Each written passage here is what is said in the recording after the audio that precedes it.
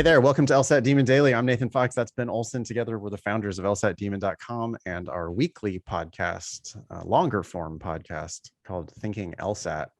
If you haven't listened to Thinking LSAT lately, we've been doing tons and tons of personal statement stuff. So if you're considering applying to law school and you want to hear us dive in and basically brutally attack people's personal statements, you can go to the most recent episodes, 314 or 315 of the Thinking LSAT podcast. Yeah. We have an email here from Kay. Says, I want to thank y'all for the resources and information you provide to law school applicants. You're welcome. I've been binging the Thinking LSAT podcast the past few months while I'm at work, so I feel less guilty about not studying during work hours, LOL. Without the podcast, I never would have considered applying for accommodations or appealing my fee waiver denial. I wanted to share some details about what I submitted in case any other podcast listeners are in the same boat. This is going to be like actual practical, actionable advice here from one of our listeners. Thank you, Kay, for sharing this advice. I recall hearing on the podcast that I can get access to one of the LSAT Demon plans for the reduced price with the fee waiver. I've attached my approval letter to this email. I'd love to get more information about that since the podcast and free plan have been invaluable so far. And yes, that is true. We have a very robust fee waiver. If you get the LSAC fee waiver program, all you got to do is email a screenshot of that basically to help@lsatdemon.com, and they our awesome customer service team will help you get set up.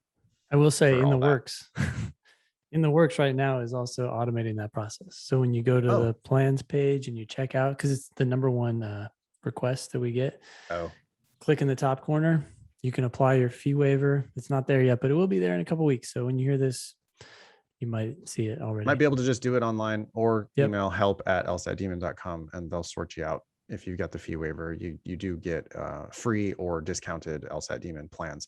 Anyway, this correspondent, I might do the fee waiver part first, since we were talking about fee waivers. It says, I was denied for having an income exceeding the requirements to qualify. I'm a paralegal, so I have an all right income, but by no means enough to afford the out-of-pocket expenses of applying to law school. I submitted a cover letter and exhibits showing evidence of my annual income, monthly income, bank statements, monthly expenses, and an income versus expense spreadsheet. All of that was compiled into one PDF. Smart. It ended up showing that approximately 90% of my income goes toward necessary expenses, and I pretty much live paycheck to paycheck. It took LSAC about 2 weeks to approve my appeal. There you go. Okay. Yeah. Appeal. When in doubt. Do it. I mean, you should just plan on it. You're going to apply. You might get denied. If you do, you appeal.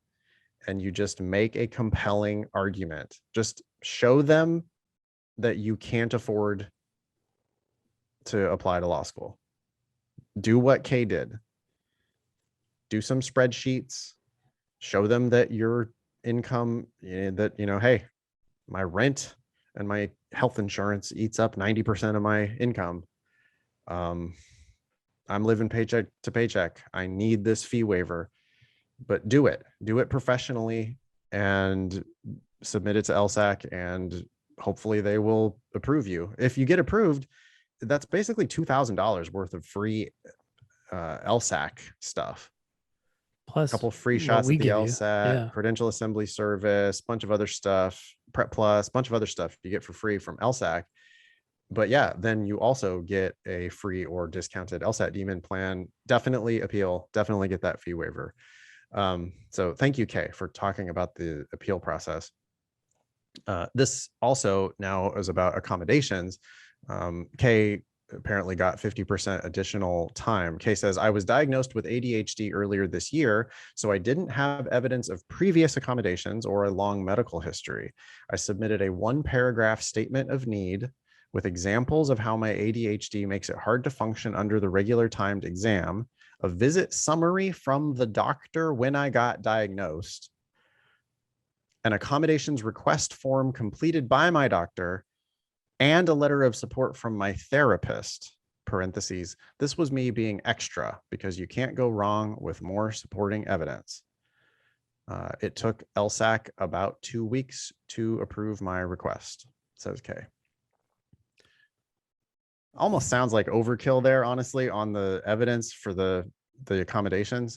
We never hear about anybody getting denied accommodations.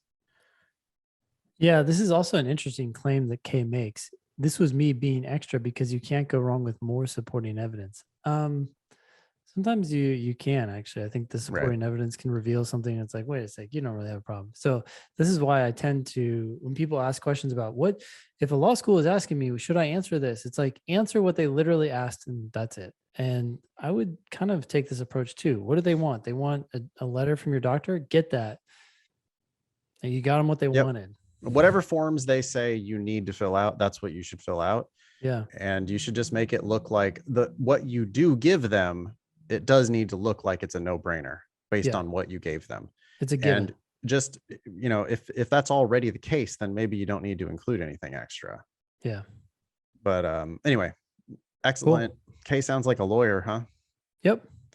Somebody who's willing to jump through a bunch of hoops to... She applied for the accommodations. She applied for the fee waiver and then appealed it.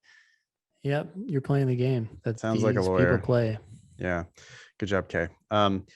Email daily@lsatdemon.com if you'd like to ask us a question or share some hot LSAT or law school admissions news. Thanks for listening.